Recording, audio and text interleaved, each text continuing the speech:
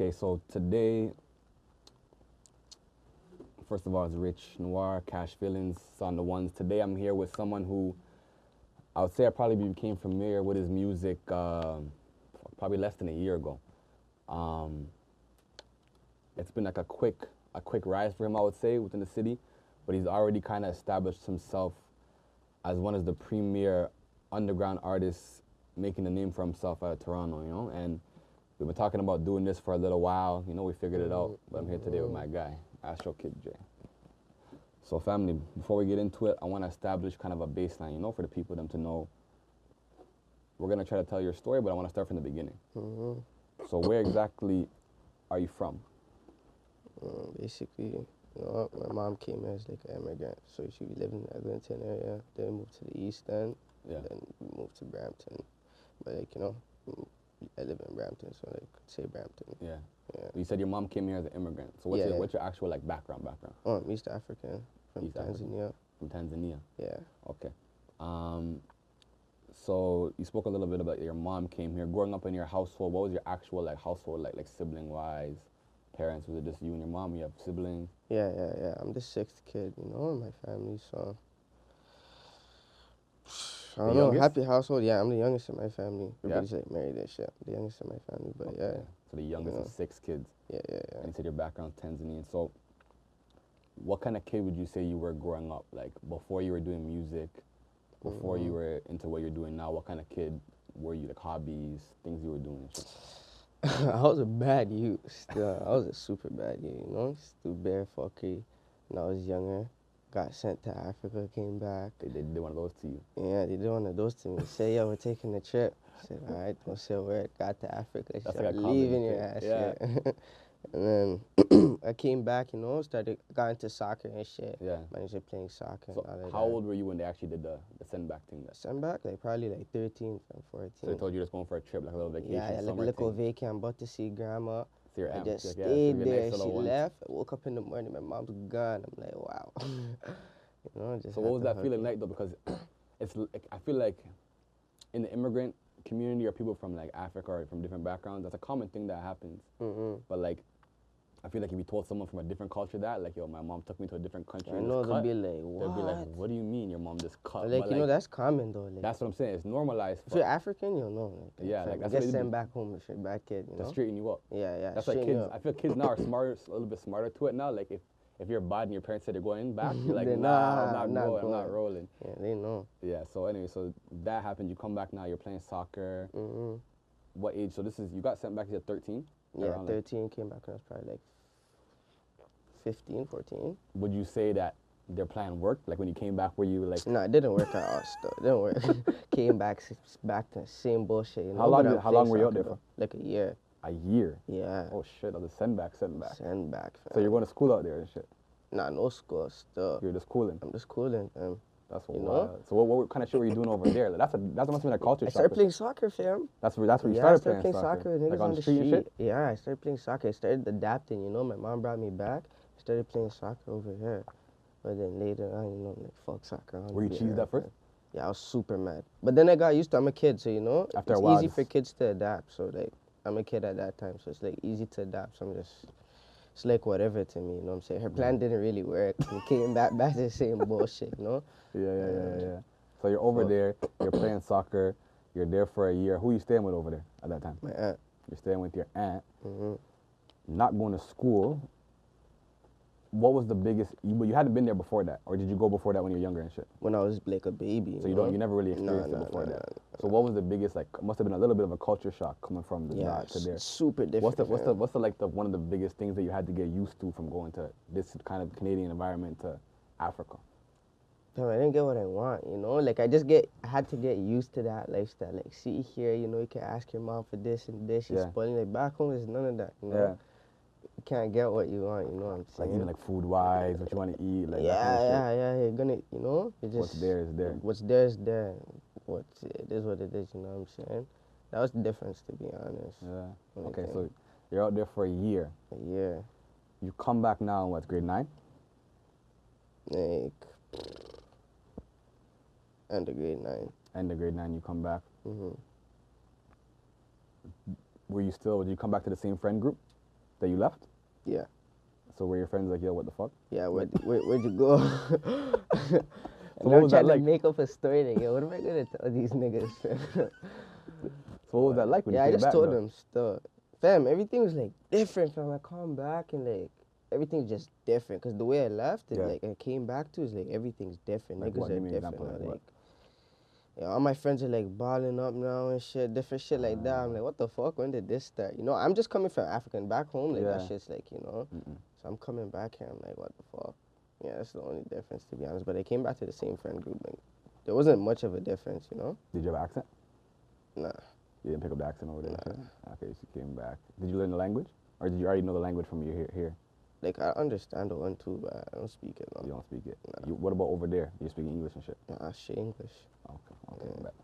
So, fuck, I didn't even know that. So, you come back now in high school. Did you end up, you came back here in grade 10, Yeah. but you must have had to start doing some like, Yeah, I had to do like like an extra year, and like when I came back, like not all of my credits were intact and shit, you know. So midway grade 10, so taking better grade 9 courses and grade 10 courses too. Yeah, I got that sorted out. So I'd say midway grade 10 is when I came back, you know, second semester. did you finish high school? Yeah. Okay, so you finished high school. We haven't really got into where the rap shit came in yet, but before we get into that, when you were in high school and shit, did you have a different plan? Did you ever think you wanted to do something outside of music, like anything that involved college, university, that type Like I was of shit? still playing soccer when I was in high school. So you were I high thought I was school, gonna be a soccer player. that was your Yeah, I was gonna be a soccer player. And then I did like a clothing line, you know. yeah. I Okay. tried different shit. I tried a clothing line, you know, for a little bit. Yeah. Started like designing and shit like that. And then, you know, fuck. Got into the music shit. When did music come into your life? Like grade 11. Recording actually music. So Yeah, grade what 11, about like your earlier, like before you even like were like doing it yourself? What was like your early like first, not yourself, but your first like encounters with music? Like was your mom playing music in the crib? Yeah. Yes, you're the youngest of 6, so like talk to me a little bit about what kind of shit that you came up off and shit. Yeah, you know, I lived in a big household, like 6 kids, one apartment. So yeah, they always play like music from back home, you know. But my brother's like super into it. I'd hear reggae, I'd hear African music. My sister would play pop, you know. Other sister would play R&B, so just bare music, you know. And I liked it. Like we always grew up around music and shit. Like I have cousins and shit that are artists and all of that. So yeah, I always grew up around music, but I never thought like I'm gonna start making music. That wasn't like when you were a kid. You were one of those kids that was like, I'm gonna be an artist. Be a rapper. No. I can kind of hear that a little bit in your music, those different kind of influences and shit, even with your style. What's some of the earlier hip hop you're listening to though, specifically like rap shit? Rap shit? I used to listen to bare 50 Cent, a lot of 50 Cent. Get Rich or Die Trying type shit. Yeah, 50 Cent. Who else? I listen to bare R&B, like, Yeah. you know, I listen to Chris Brown, and my sister would play, like, you know, Mary J. Blige, Missy Elliott. No, like, more, like, old school shit. Yeah. I had an older sister, so similar type of thing. Do you think that kind of gives you a little bit of a cheat code now with melody? Yeah. Before I, like, go to the studio, I listen to bare throwback shit. Like, Boys to Men, all of that. Yeah. Every day before I go into the studio. So you might come with some different sauce. Yeah, different type of melodies, you know? Okay. So But, when did that transition from listening now to, yo, I think I can do this myself? Like, how did that even start? Honestly, like, I just fucked around the studio one day. I just went to the studio, you know, and just playing it and like, yo, this sounds good. I used to like freestyle with my friends too, you know, just go ball up and get real high, just start freestyling. And they're like, yo, you need to get in the stew, fam. And, They heard something in you. Yeah, like, you need to get in the stew, fam. I never really took it serious, you know, and then I'm like, oh, fuck it. One day when I made a song, the first song I made was horrible, garbage, you know what I'm saying? But like, they're like, you know, keep going, There's keep potential, going. I guess, in the And, song. you know, it got better and better and better. And then I'm like, whoa, you know? People started recognizing it. I'm like, yeah, and just take this shit seriously, you know? But who, talk to me, because you say you just fucked around and you ended up in the studio, but who brings you to the studio? Like, who had a studio, or how do you end up even in that I just booked the stew session. So you just, one day you just say, yo, I want to book a stew session. Yeah, I'm book a stew session, let me try this shit out. Just for the chance that you might be like... Yeah, you know, you never know. So, like, fuck it, I just booked the stew session and I recorded it, and you know it was alright, but Man, my niggas fucked with it. Everybody was fucking with it, you know, and the little buzz around high school and shit. So were you dropping it and shit? Like the first I dropped it on SoundCloud, yeah. The first song you recorded, you dropped song. it. Yeah. And it got good feedback, like locally high school and shit, or what? Or like niggas are fake though. That shit was ass, you know. Niggas were just capping, saying it's hard, but yeah. Was anyone telling you like, yo, this is shit, or like? No, they'd be like, yo, the beat's hard. Yeah, they say I like word. The beat's hard is one of those things, you know. If you play something for a nigga, they say the beat's hard, you know. You know just stop. Stop it. Go back in the booth and redo it. You know what I'm saying? Back. And some of my niggas are like, yeah, just keep going. And like, you know, as I like made more songs, the better it got. So. Okay. Yeah. So you book the first studio session, you go in, you make your first song. Mm-hmm. How often are you in the studio now? Once you do that first time, are you going back like once a week? Like them times? Yeah, when you first started. Like you know, I try and go at least once, twice every 2 weeks. Okay. Back then, you know, and then the guy of the studio, like I became friends with him, so you know, I'm there on the regs and now even if I'm not recording, I'm just hanging out in the studio. Yeah. It was a little basement. Yeah. My nigga's basement, and now I'm just there. I'm hanging out, you know, and I'm meeting other niggas who rap too, and then, you know, that was just my spot. Like, even if I'm not rapping, I'm still hanging out at the studio, you know? And that's how, like, just kept on going. So would you say basically, as you were going to the studio more and more, you could tell, like, each session getting a little bit better, a bit better? A bit better. Did you start, because there's two different kind of niggas. There's niggas that will record for a while until they're nice and then drop. Like, you can tell when someone's, like, really polished when they drop. They probably did, like, a year worth of recording and didn't put it out, or put it out and deleted it and came back. So what was your situation like? Were you deleting songs as you got nicer, or like I deleted bare songs off my shit, you know, and just left my I was dropping still. Like me, a person like I don't give a fuck what people say still, you know what I'm saying? So I just drop shit. Like even if I know that nigga's gonna talk shit, I don't give a fuck. I'm still gonna drop it because, you know, I'm gonna just do me. So you kind of wanted people to see the growth. Yeah. Not even to see the growth. I just wanted to hear people's input. What are they gonna have to say about this? And, you know, it wasn't too bad. Like I thought it was gonna be way worse. It wasn't too bad. So, you know, I kept on going, and feedback got better and better and better. So was there one specific release where you noticed the feedback was on a different level? Like, yo, people are fucking with this one. Like, what was that song for you? My song, Michael Myers. Okay. Niggas who've been listening to my music know what I'm talking about. That was what, last year? Yeah, last year, the year before. Okay. I think you uploaded it last year, but like on Spotify or something like that. But I dropped that, and then after that, the song I dropped with Ty. Those were like my first songs, you know? Like back my first songs, Dolo. I made a song with Ty. It's crazy how I made this song. I paid Ty for this. The first time I ever made a song with Ty, I paid.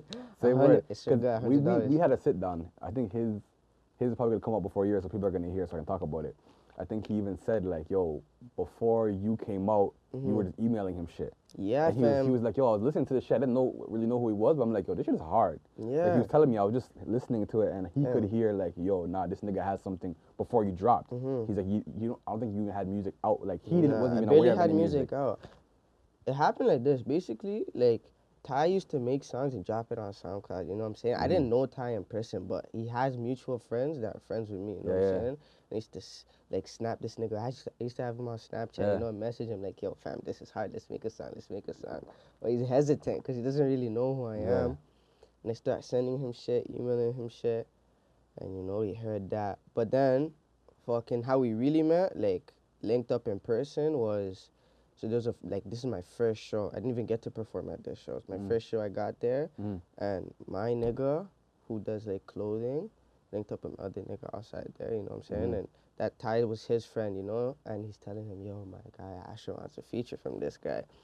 This guy's like, yo, you're gonna have to ante up the change. That's what he said? Yeah, and I'm like, yo. I'm like, whatever. You know what I'm saying? I'm gonna pay because I want the feature, you know what I'm saying? Yeah, you're fucking with his sound. Yeah. So yeah, each answer him $50. I just paid $50 and we link up in the studio. Yeah. You know, we made that song. Yeah, they have the video shoot. I'm like, yo, fam, you know you like the song, fam. What am I paying the rest for? You know what I'm saying? I was like, all right, whatever. And yo, from that day, you know, it's just, she's like my right hand, fam. Every day, link up, studio every day, everywhere together, you know what I'm saying? So. But even that story speaks like into how much like you actually believe in your shit. Because I I've seen interviews where niggas like, fuck, who was it? I think the baby or someone was like, yo, I paid for features. Like, if I fuck with a nigga and I think this shit was dope, I paid for the feature because, yo, why wouldn't you? Like, if you fuck with the nigga shit and you think he can bring you to his fan base, like, there's no I think people have too much ego and shit. Yeah, I don't know why niggas, like, do this shit where, like, yo, they feel like, yo, they're too embarrassed to pay for a feature or something. Like, I don't know what it is. Especially if you're not even out yet. Yeah, like, how can you know you're even nice if you haven't dropped? Fam, if I like someone's music, I'm gonna pay for a feature because, yo, like, I'm in, like, you know what I'm saying? I like his sound type. So you gotta invest in yourself. Like, that's what I mean. But like, if you pay for a feature, if you don't think you're that nice, you won't do that. Literally, if you're paying for a feature, investing in yourself, that shit's gonna be worth it in the long. If I go get a feature from Drake right now, boom it. Doesn't matter if I pay for the feature. I got to where I want to be. You know, if your music is good. If you a lot of niggas are buying features and the songs is a dash way because it's just your shit. Yeah, don't do that with me. I'll take your money. I'm gonna give you your feature, but like, you know. But yeah, like, you know, you can only help so much. If the person's shit, the person's shit. That's what I'm saying. But okay, so that's how you and Ty link. I want to get to that full, you know, link up in a bit. But before that, was there anyone locally? I noticed like you were plugged into the local scene because you were listening to Ty on SoundCloud. Was there any other Toronto artists locally coming up and around the time you were starting that you were listening to and fucking with?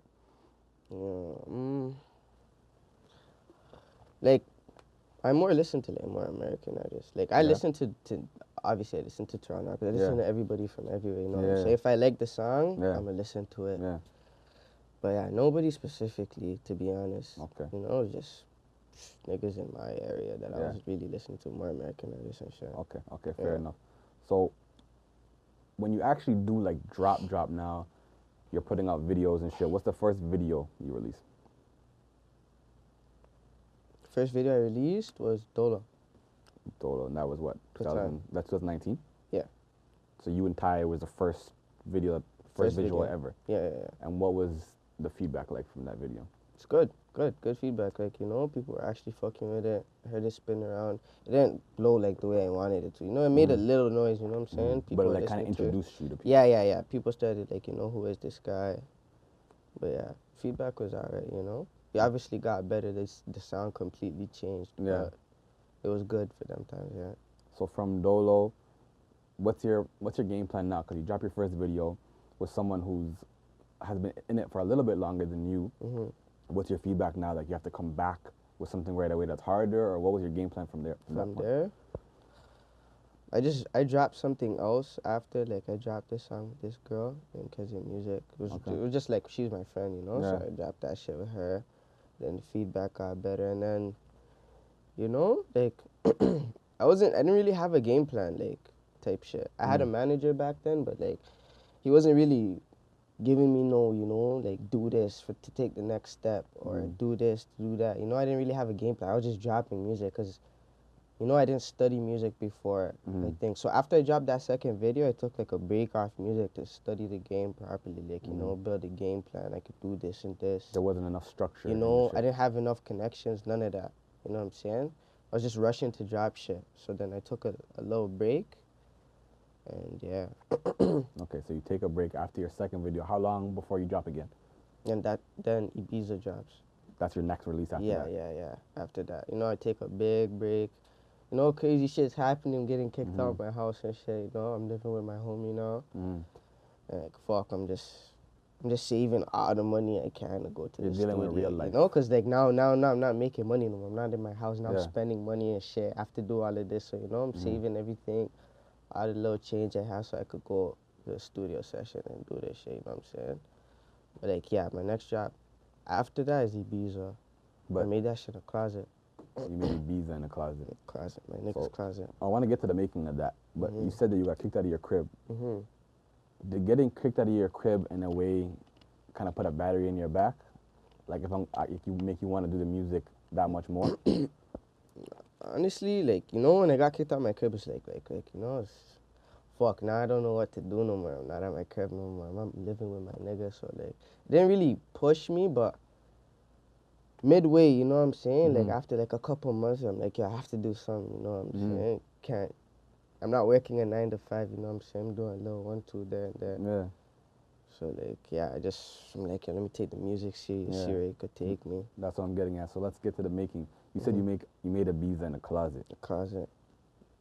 Explain to me a little bit about the making of how that came about, because now say that's your standout record. So how did that song even get made? Well, yeah, like my nigga, like, you know, we were just recording and shit, and I went there, like, I was at my homie's house that I was living with, you know, and fuck, we were just in the garage and just smoking and shit, and I'm looking through beats on YouTube and shit, and I heard that beat. I'm like, this is hard, you know what I'm saying? So Beats I downloaded it. Yeah, guitar is crazy. I'm like, this is crazy, you know?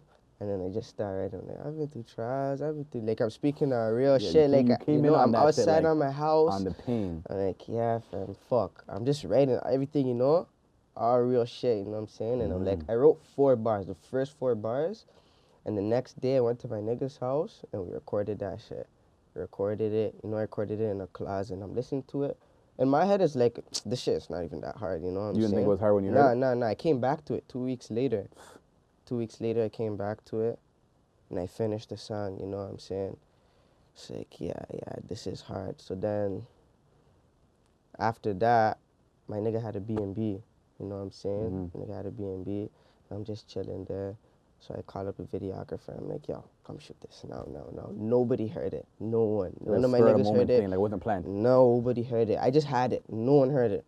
You know? And we shoot the video. See, my niggas are just turned, fam. They're just letting the B&B, you know? Regular shit. We shoot the video. I dropped the snippet, and the caption is, I'm back, fam. Viral. Everywhere. I woke up. I went to bed. I woke up, my phone is going crazy, retarded. I'm getting DMs from everybody, Barry, posts. I'm like, yeah, this is crazy. I didn't even expect this to do this, you know. So you didn't expect that feedback just from one post? No, I didn't expect Ibiza to blow at all. Like, I feel like that's a common theme when I'm doing these conversations, is that people, their biggest song is always the one that they're like, I wasn't gonna put that out. Like, that's always the situation. Yeah, I didn't even think I was gonna make, you know, and I woke up and I'm like, whoa, my phone's going crazy. Wagwan, and I'm looking, I'm like, this is crazy. And you know. So were you on the video, man, now to like finish it and drop it? Like, when you seen that feedback? feedback? Just finish this now, drop this, you know what I'm saying? Yeah. We finished that shit, we dropped it. 6 Buzz hit me up, he was like, yo, drop it on my page. I'm like, all right, dropped it on Before you dropped it? Just off the preview. Just off the preview. So he's seen the traction. You didn't hear the whole song, fam. He just seen the traction of the other comment posts. He probably looking at engagement and shit. Like, okay, there's something here. Fam, people are going crazy in the comments. They have not heard the song. It's only 30 seconds. I'm like, oh my god. Did 6 Buzz ever reach out to you before that? No. So he's seen that something's happening. Okay. Seen something's happening. So that that page even reaching out must have made you even kind of think, okay, like, what the fuck, like. Yeah. Now I'm starting to think like, yo, what? And the shit drops and it goes even more crazy. I'm like, what the fuck? Fam, I'm thinking I'm gonna, like, I'm telling my nigga, if I drop this and I get 50K, I'm gonna be happy, fam. When he's like, a lie, and fam, it drops, I see 60K, 70K, 80K, 90K, 100K. I'm like, whoa, what the fuck? And it went crazy. It's going up and up and up. I'm like, yeah, that's crazy. And then Murder hit me up, and I'm like, wow, okay, this is crazy. Shit's getting real now, you know what I'm saying? So Murder hits me up. You know, we chop it up. I send him some shit, blase. And he sends me some beats to work on, you know what I'm saying? Shout out to Murder. That's not a light thing, though. Like, not at all. A Murder beat right now is like a very serious thing, especially in the position he's in now, like at the peak position he's in right now. Not everyone's getting a Murder pack, fam. Yeah, I have some crazy shit dropping with him, you know, this year. That's crazy shit. But yeah, you know, and I'm like, yeah, this shit. Because even when he messaged me on Instagram, and I'm like, what the fuck? I'm refreshing my shit to see, yo, is this real? And then, you know, I'm talking to him. He's like, send me some shit. I didn't send him nothing the first day, second day, you know? Yeah. Third day, he hits me back again, fam. Send me something. I'm like, yo, this guy's super interested. You wanted to make sure you send him the sauce. Yeah, so I sent him some shit. Yeah. And he sent me beats back. I'm like, what the fuck? He says, take my number. I took his number. I sent him a message. Fam, this guy FaceTimes me, and I'm just casually sitting in the room with my friends, you know what I'm saying? Yeah. This guy's FaceTime me. I'm like, no way. Yeah. I you know, I answer it. It's this guy, fam. And yo, I'm trying to act like I don't give a fuck. I'm just trying to act like a guy. Yo, my hand's shaking, man. What the fuck? I'm like, what the fuck? Yeah, you know? that's a big fucking deal, man. And he's like, yeah, you know what I'm saying? He's fucking with the movement. He loves the songs. I'm like, yeah, and then from there it's just crazy. Everything skyrocketed from there. Yeah. Everything from that day on. So that was a life-changing That day, yeah. song. Who were, yeah, because that's when I had listened to you before, probably because I was, like, me and Ty were cool. He had come done commercials for me and shit. We had built our own kind of relationship. You know, he's a good nigga. And I think that's how I came across your music, through him. But when that shit dropped, I don't remember who I was talking to. I'm like, oh, this shit's out of here. Like, I think it was probably from the preview too. You could kind of tell, like, I'm like, well, there's something, like, the way you came in and sauced that. Yeah, I and worked on my sound before I came there. Remember, I'm not dropping music for months. You know, I'm like gone. Like I lost everything. When you came on that, I was like, okay, this is somebody who understands melody at like a very high level, and like he understands like song structure. You could tell like you had been fucking around, really and, studying it. Like I'm really like, cause you know I didn't even know what bars are, like 16 bars, 3. I didn't even know what that shit is. You know what I'm saying? I'm just doing my thing, and then I'm like, okay, it has to be like this, this, this. You know what I'm saying? This is the song structure, and the melodies have to be like this, this, and this to catch people's attention. You know what I'm saying? So I really studied that shit. Yeah. And then I dropped it with that, and I'm like, okay. It's working. What do you think it was about Ibiza that was so different from the other songs? That made it pop like that? I figured out my song. Like I studied my song. I know what to do now. Like I know how to get someone's attention. You know, right when the song drops, type shit. I know how to make a song. Like you're letting shit breathe for like you're doing certain things that I'm like, okay, this nigga understands. So, understands. Okay. Okay, so Ibiza drops. I know you said 6 Buzz reached out, Murder reached out. Who were some of the rappers from the city that maybe didn't know you before that showed love early? I'm not gonna lie, fam. Ibiza made every rap in the city. I'm not gonna say every single rapper, but like majority. People that you weren't in communication with before. Yeah, bare people. I'm like, wow, that's crazy. Any rappers that hit me up that were just showing love, like, yo, this is hard, or like I'm fucking with this shit. I don't want to say specific names, you know, but yeah. Everybody from everywhere showed love, you know what I'm saying? People who DM'd me and showed me love, you know, so I appreciate it. Everybody from different areas, different sides, messaging me, like, yeah, you know, this shit's hard, keep going. You know what I'm saying? And like, yeah, I appreciate it. And then from that, I guess, is how 6 Buzz reached out to you to be on the tape. Yeah. So from that, 6 Buzz hit me up. He's like, yo, I have a song. It's LB song. And, you know, I listened to LB when I was like, back in the day, I'm listening to him, you know, I'm like, alright, whatever. I came to the stool and fucking mashed that up in like 15 minutes. I wrote that, like half my lyrics in the Uber and just freestyled the rest, you know. And to me, that's probably my favorite song on the tape. Like, you didn't even put it on the tape. Or it came out under his channel or something. It's his song, you know, it came out, but it didn't. Oh, it wasn't on the actual physical tape? No. Or maybe you guys dropped the video first before the tape or something like that. You dropped the video. I don't know what happened, but it's not. I swear it was. Oh, maybe it was just 6 Buzz released that. No, no. That's 6 Buzz song. It was a 6 Buzz song, and then with LB and me. For whatever reason. Yeah. Okay. So, you know. But the shit was catchy. Like, to me, I'm like, yo, this is some shit that like a 4-year-old will play, and then their parent will play. Like, them like the shit could go everywhere. You know what I'm saying? I heard LB come, you know. I'm like, ooh, this is I'm mad. like, it sounds like a street lullaby. Yeah, fam. I'm like, oh, this cute's mad. I have to hop in the booth for this guy. Yeah, fam, was on mad thing still. And I'm like, you know. Yeah. I'm like, all right. So that doesn't actually come on the tape. I want to get back a little bit into the relationship with Ty. Because I know you said how your relationship started off, but now you guys have been like traveled and shit. Yeah, that's my guy. Countless songs. He talked to me about the amount of songs that you guys have in the cut. That's just crazy. Like, this tape's gonna, like, you know, if people don't know about us, they don't know about it with this tape. Like, you know, I didn't even like promote it too much, like speak on it too much. I just want to drop it and you guys like, hear this sound. It's not Toronto, fam. It's different sounds, different vibes, different waves. Shit niggas haven't heard before.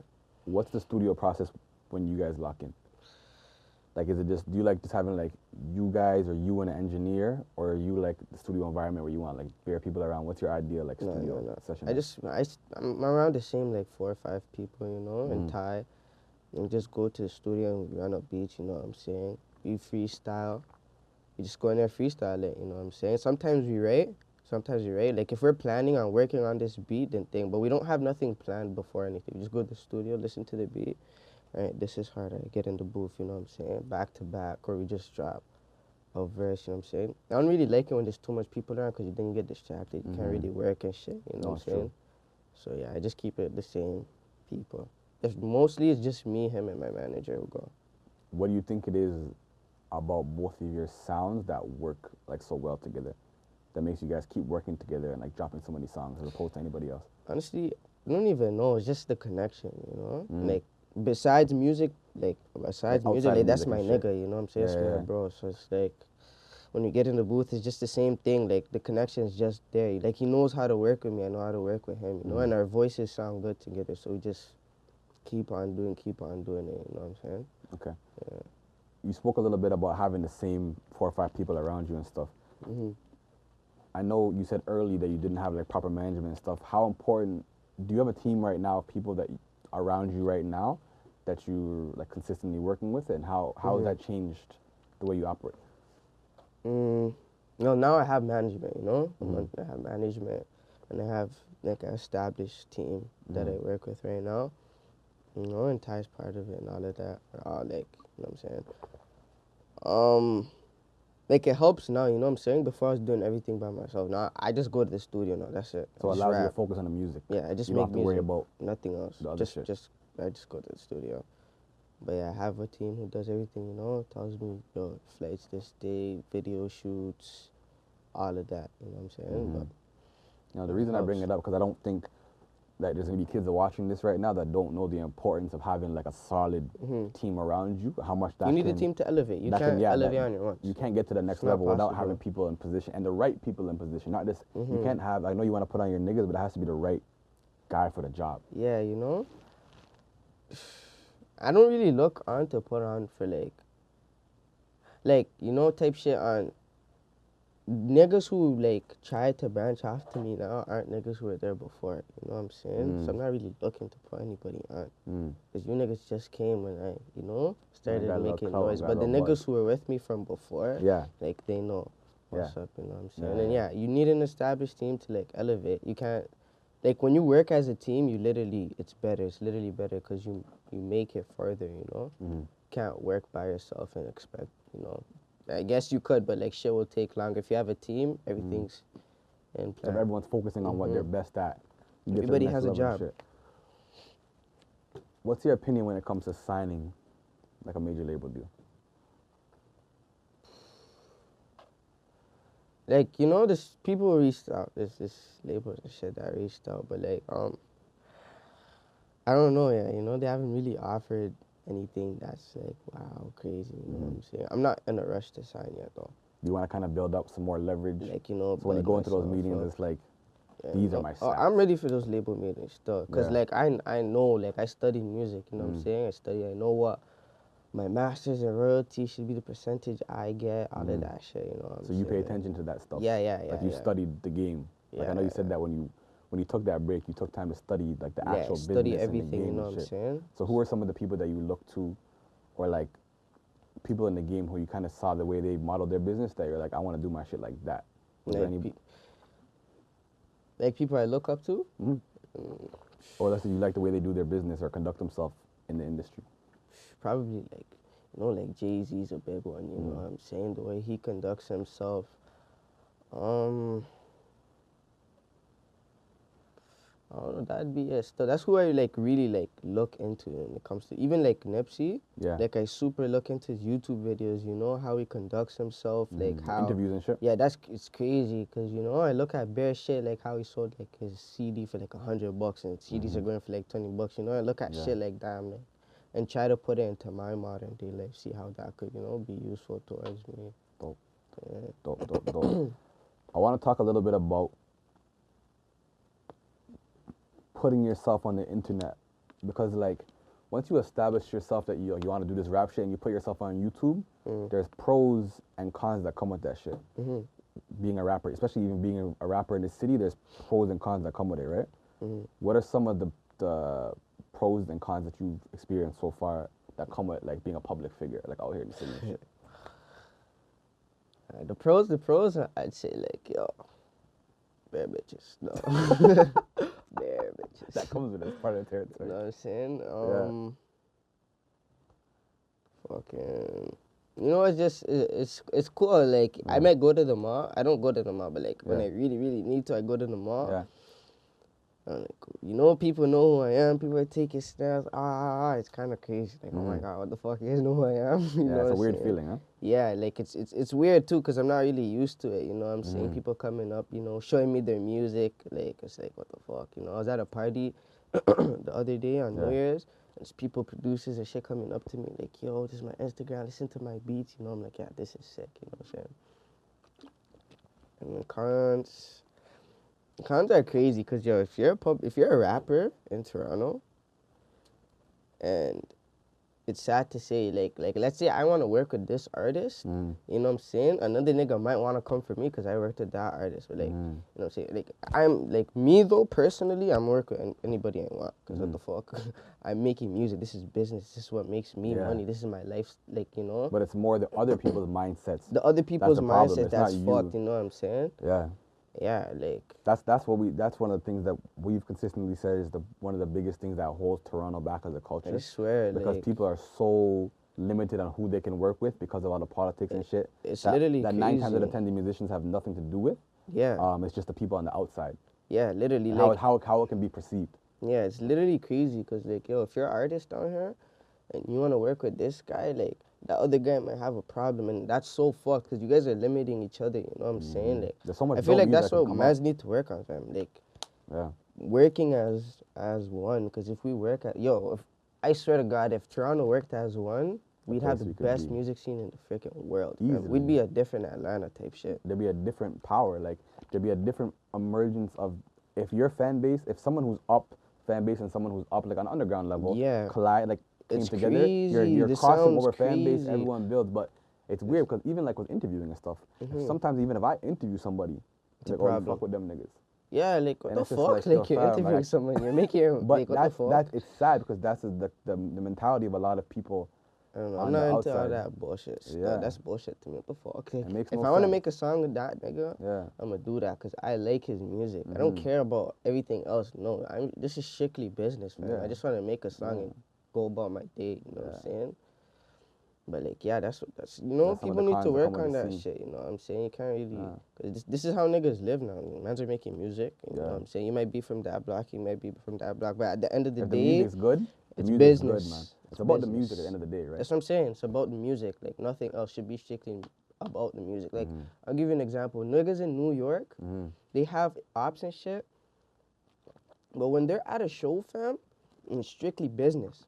And you know this, like it's strictly business. But I get it too on another level. Like I get it too because you know that nigga might have done that to your shit. You know. Yeah. So, but hopefully, man, we get to a place where it can simmer down a little bit and people can kind of understand that everyone's just trying to do better and provide for their families, right? Yeah, I get it. It's crazy out here still, but like, you know, it is what it is. 100%.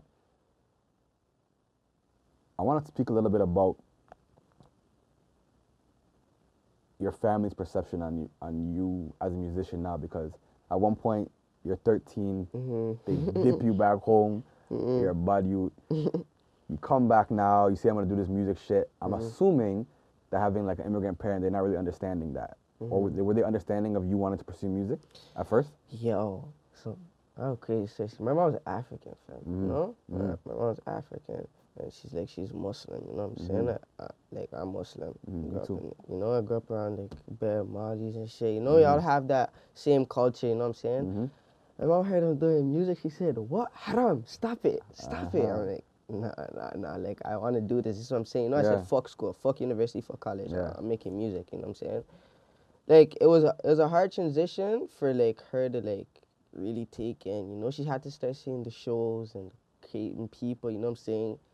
To really understand, but like, you know, she's supportive now. Now she knows what So now she understands. Because that's another thing too. Again, with not always immigrant parents, but sometimes just parents in general, they don't understand until they see like things materialize. Yeah, like in numbers my culture, on YouTube or show footage, like they're like, oh, it's real. Like this is a real, like a tangible thing we can see. If you're African, not even African, if your family's part of like the Arab culture, like you're Somali or whatever you are, fam, like they're not gonna support you till they see you doing it. Yeah, You know, it's totally. not like a white family. Like, yo, Just oh, do it. Do Richard, your best. you wanna Whatever do happens. that? Nah, Like, they gotta see the money. They gotta yeah. see the You're an shows. idiot until it works out. Like, you're There a you fool. go. You're doing this foolishness until. Until it actually brings income in. You know what I'm saying? And my Right. mama fat stack. He Yeah. said, okay. So, but sometimes like a show and prove. Mm-hmm. Same time, you have to understand. Like, I understand the perspective. Yeah, I You get don't- it. You don't want your son or your daughter to just be wasting their time. Yeah, my mom wants me to be like a doctor, so I'm saying, no, fuck all that shit. I'm gonna be a rapper. But that's, I guess she's now. I'm assuming that now she's starting to realize like, okay, he has a real talent. Yeah. You know what I'm saying? She sees it, cause He's like, coming around.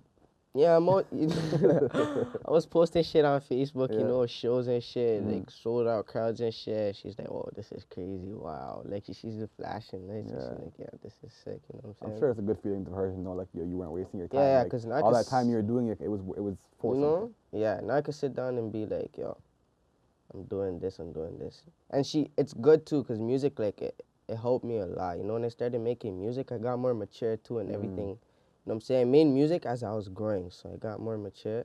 I stopped doing, like, bare foolishness, you know what I'm saying? Who's the go-to person you play music for? Like, when you have a new song, who's that person you want to hear it first for opinions? The manager. He has It's a not good ear? yes, man. A good ear? Yeah, the manager has a good ear. So I play for him. If it's ass, say ass, sure. Not it. If it's hard, you know, say, okay, you can do something with this one.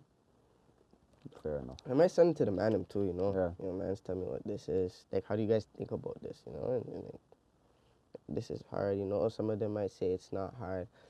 Or I just played in a car one day, you know. Maybe for just linking up or a ball, I'll just play. If I see man's not in the head, okay, I'm be like, okay, this is hard, you know. Yeah. I know that you took some trips. I think you went LA with Ty, I believe.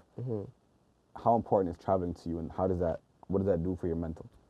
Traveling is important, fam. If you're a rapper, you want to travel because you want to branch out. You want to get new connections, you know. You want to shoot videos with different scenery, you know, shit that people don't usually see. Like, when I went to LA, that's where I did my, the tape I'm going to drop with Ty, like, because everything was so different. Like, the scenery was so different. Like, we're in a, like, penthouse condo, you know what I'm saying? Every day waking up. Different views. Coffee, different view. Like, yo, this is mud. And then we're just locked in the penthouse and we're just recording, you know what I'm saying? I went to Cali with me, Ty, my engineer, and my producer, Evergreen. And we're just locked in So there. you went there to work. Like, We you can't locked direct in the people. condo for 9 hours every day. Straight music, phone off, D&D, straight music, you know what I'm saying? That's the best thing to do. And we stayed there and recorded, you know what I'm saying? It was crazy, because, I don't know, when you go to Cali, like, you just feel like shit can happen, because everything's different. You're really seeing, like, crazy shit. Like, yeah, this shit could happen, you know what I'm saying? Like, it really opens your eyes. What would you say at this point? You're still really early in your career. Realistically, it's only been like a year. But in your career and life in general, what are you most proud of at this point? My career? Or right just now? in life? What are you most proud of life? in general? I'm proud of myself. Like, I'm proud of, like, the way I elevated, the way I, you know, I did this shit out the mud. I did this shit by myself, like, and I didn't take a handout, you know. That's something to be proud of. Like, I love my growth. I'm proud of my growth, you know. People are starting to take me and I'm getting a larger audience, you know. So I'm proud of, yeah. What would you say is your biggest fear? My biggest fear would probably be not making it still. Not making it in the rap shit. Probably, because you're investing all this time and all this shit just to not make it, you know? But that used to be my fear. I'm not worried about that no more, you know? Now you feel like it's happening. Yeah, it's gonna happen. What can we expect 2020? I know you have the project coming with Ty. Is there anything else besides that project that we can expect or that you're working on? Okay, we have a EP dropping in February, like, and times in there. We have a tape dropping. Me and Ty together, 7 songs. Crazy I need to hear that. project. I need to hear that. Project, you know, in different places, different studios, different, you know, bare crazy producers on that. You know, we put bare time into it. It's gonna be a crazy tape, trust me. And that shit drops. I'm excited for it. Maybe we'll set up like a Cash Feelings listening party or something, family. Yeah, but fam, you guys gotta do that. you already It's know. crazy. On this side, we're rooting for you. I'm a supporter of the music, man. I'm glad we finally got to sit down and just tell your story and let people know what you're about and what you represent. So without That's good. my nigga AstroKidJay, it's Rich Noir on the ones.